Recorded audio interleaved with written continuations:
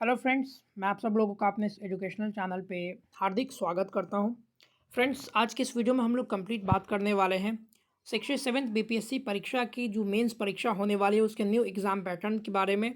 इसमें कौन कौन से पेपर्स होते हैं, कितने नंबर का एग्ज़ाम होता है, साथ ही साथ कौन सा पेपर क्वालिफाइंग होता है, हमें इस एग्ज़ाम को क्रैक करने के लिए एक एवरेज कितना नंबर लाना पड़ेगा, सभी कैटेगरी के लिए मैं आप लोगों को डिटेल में बताने वाला हूँ। साथ ही साथ हम लोग समझने वाले हैं कि हम लोग आंसर देने के मीडियम में किसका किसका चुनाव कर सकते हैं। साथ ही साथ जो ऑप्शनल पेपर है उसमें किस किस पेपर का हम लोग चुनाव कर सकते हैं, किस किस सब्जेक्ट को एज अ ऑप्शन हम लोग अडॉप्ट कर सकते हैं, इसके विषय में हम लोग विस्तार से समझने वाले हैं। तो चैनल से जुड़े रहिए, आपको मेंस की पूरी तैयारी यहाँ पर तैयारी करने में कई सारी सहायता आपको इस चैनल के माध्यम से करवाई जाएगी। तो चैनल से जुड़े रहिए, निश्चित आपको कई सारे लाभ होने वाले हैं। तो सबसे पहले बात करते हैं फ्रेंड्स बीपीएससी मेंस परीक्षा की। तो बीपीएससी सबसे पहले प्रीलिम्स परीक्षा के बाद मेंस परीक्षा आपके सामने लिया जाता है। अब मैं आपके सामने इसका जो संशोधित जो परीक्षा पैटर्न है या नवीनतम जो परीक्षा पैटर्न है वो मैं आप लोगों के बीच लेकर के आ चुका हूँ। यहाँ पर मैं आपको समझाने वाला हूँ, तो ध्यान से समझिए फ्रेंड्स।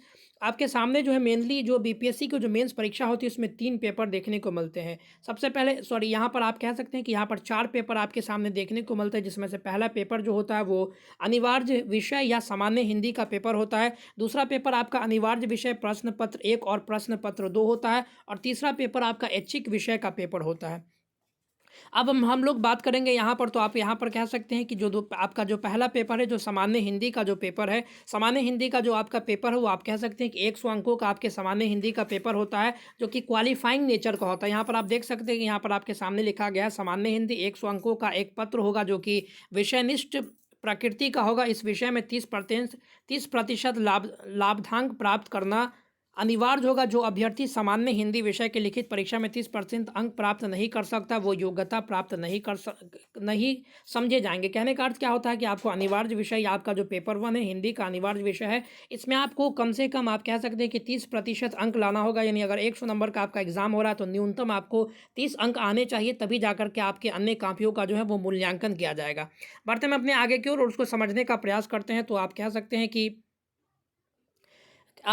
यहाँ पर आपके सामने जो पेपर है वो आप उसके बाद दूसरा पेपर जो आपको होगा सामान्य अध्ययन प्रश्न पत्र 1 और प्रश्न पत्र 2 का आप कह सकते हैं कि यहाँ पर आपके सामने जो है वो दिखा दिया गया है। तो प्रश्न पत्र 1 और जीएस पेपर 1 और जीएस पेपर 2 की बात करते हैं तो आप यहाँ पर आपका पहला पेपर तो हो गया आपके सामान्य हिंदी का, दूसरा जीएस पेपर 1 का। जीएस पेपर अगर 1 होगा तो ये आपके 300 अंकों का होगा, वहीं जीएस पेपर अगर 2 की बात करते हैं तो ये भी आपके 300 अंकों का होगा। तो टोटल यहाँ पर आपके 600 अंकों का 600 और 100 आपके सामान्य हिंदी का, तो आपका 700 अंक यहाँ पर हो गए। तो यहाँ पर आपके जीएस पेपर 1 पहला पेपर तो आपका अनिवार्य हिंदी का होगा, दूसरा जीएस पेपर 1 और जीएस पेपर 2 का होगा, तीसरा आपको ऐच्छिक विषय का चुनाव करना है। आपके ऐच्छिक विषय का भी जो मार्क्स है वो आपके लिए 300 ही निर्धारित किए गए हैं। अब आपके मन में ये डाउट होगा कि कौन से विषय में हम लोग ऐच्छिक विषय चुन सकते हैं, तो वो भी मैं आप लोगों के बीच लेकर के आ चुका हूँ। यहाँ पर आपके सामने जो भी विषय दिखाई दे रहे हैं कुल जो है आपके सामने 37 विषय आपके सामने ऐसे हैं जिसका चुनाव आप ऐच्छिक विषय के रूप में कर सकते हैं। देखिए यहाँ पर सबसे पहले कृषि विज्ञान को आप एज ऑप्शनल सब्जेक्ट चुन सकते हैं, मानव विज्ञान, रसायन विज्ञान, वाणिज्यिक शास्त्र तथा लेखा विधि, उसके बाद विद्युत इंजीनियरिंग, उसके बाद भू विज्ञान, श्रम एवं समाज कल्याण, प्रबंध और यांत्रिक इंजीनियरिंग, उसके बाद नीचे देखते हैं भौतिकी, मनोविज्ञान, समाजशास्त्र, प्राणी विज्ञान, उसके बाद अंग्रेजी भाषा और साहित्य, बांग्ला भाषा और साहित्य, फारसी भाषा और साहित्य, पाली भाषा और साहित्य।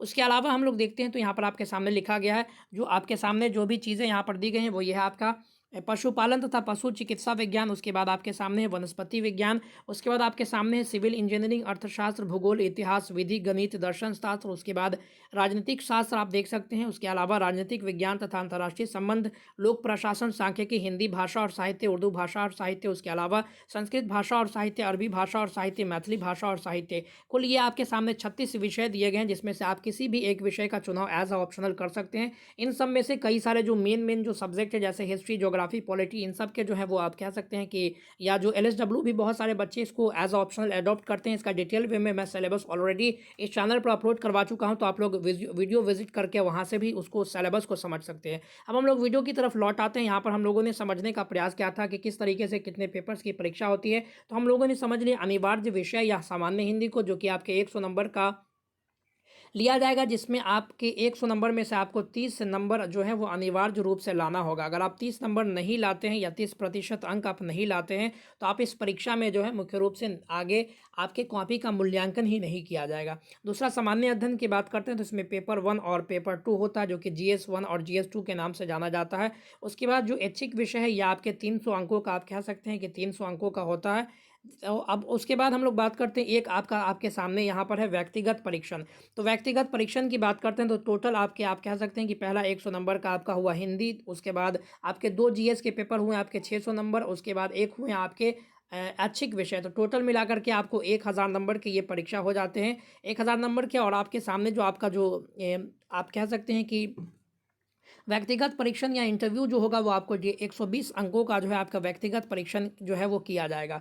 अब बात आ जाती है कि हम किस माध्यम में जो है वो अपने क्वेश्चन को लिख सकते हैं या इसका आंसर दे सकते हैं। तो आपके सामने बस 3 ही लैंग्वेज में आप जो है चुनाव कर सकते हैं। पहला देखिए हिंदी में, या आप इसके आंसर को लिख सकते हैं, अंग्रेजी में लिख सकते हैं, या उर्दू में जो है इसको लिख सकते हैं। उसके अलावा और किसी दूसरी भाषा का आप चुनाव नहीं कर सकते हैं। अब हम लोग बात करते हैं या आपके मेधा सूची में किस किस चीज़ को शामिल किया जाएगा। तो सबसे पहले आप यहाँ पर देखिए, सबसे पहले सामान्य अध्ययन पत्र, प्रश्न पत्र पेपर 1 और पेपर 2 कुल मिलाकर के 300 और 300 मिलाकर के 600 हो गए। उसके बाद कोई भी एक वैकल्पिक प्रश्न पत्र, इसका नंबर आपके लिए आपको 300 दिया जाएगा। वहीं अगर अनिवार्य हिंदी की बात करते हैं तो अनिवार्य हिंदी जो है वो जैसा कि मैंने आपको बताया कि इसको केवल आपको पास करना है, इसमें 30 नंबर केवल आपको लाने हैं। वहीं साक्षात्कार की बात करते हैं तो टोटल आपके सामने जो है 120 नंबर का जो है वो साक्षात्कार लिया जाता है। टोटल अंकों की बात करते हैं तो 1120 नंबर का आपका एग्जाम होता है। लेकिन जैसा कि मैंने ऊपर भी बताया कि 100 नंबर आपका सिर्फ क्वालिफाइंग होता है हिंदी। तो हिंदी के नंबर जो है आपके रिजल्ट बनाने में या मेगा सूची बनाने में या मेरिट लिस्ट तैयार करने में इसको शामिल नहीं किया जाता है। तो फ्रेंड्स, ये था आपके सामने पूरा डिटेल वे में इसका सिलेबस। उम्मीद करते हैं कि आप लोग इसको अच्छे से समझ चुके होंगे। और फ्रेंड्स, एक चीज़ और भी आप लोग एक थंबनेल के माध्यम से मैंने आपको ये भी बताया कि इसमें आपको पास करने के लिए कितना अंक लाना होगा। तो फ्रेंड्स, इसकी कोई सीमा नहीं होती है। एक अंदाज के तौर पर या एक एवरेज जो पिछले वर्षों में जो इसका एक एवरेज रहा है वो मैं आप लोगों को बताते चलूँ तो आपको आप कह सकते हैं कि अगर आप जनरल कैटेगरी से हैं तो आप जनरल कैटेगरी वाले स्टूडेंट आप कह सकते हैं कि 590 प्लस स्कोर करने की कोशिश करें। अगर आप 590 प्लस स्कोर करते हैं तो आप जो है वो सेफ जोन में माने जाएंगे, या आपका सिलेक्शन जो है वो इसमें होने की अधिक से अधिक संभावना रहेगी। इसी रेंज में जो है वो जनरल वालों का कट ऑफ जाता रहा है। तो ये एक संभावना होती है। ये पेपर हो जाने के बाद इसकी कई सारी चीज़ों पर इस निर्भर करता है कि क्वेश्चन का डिफिकल्टी लेवल कितना था, कितने लोग इसमें अपियर हो रहे हैं, उन सब चीज़ पर जो है इसका कट ऑफ निर्धारित किया जाता है। लेकिन एक अनुमान के तौर पर अगर आप जनरल कैटेगरी से बिलोंग करते हैं तो अगर आप 590 प्लस स्कोर करते हैं तो आप सेफ जोन में माने जाएंगे इन सभी विषयों में से। तो फ्रेंड्स, उम्मीद करते हैं कि आपको ये सभी डाउट अच्छे तरीके से क्लियर हो चुका होगा। अगर आप लोगों को वीडियो पसंद आया तो वीडियो को लाइक व अपने दोस्तों के साथ शेयर करना ना भूलें। और इस तरह के इन्फॉर्मेटिव वीडियोस देखने के लिए जो कि आपकी मेंस परीक्षा में सहायक हो, इसके लिए आप हमारे चैनल से जुड़ सकते हैं। मिलते हैं अगले वीडियोज़ में, तब तक के लिए धन्यवाद। God bless you all.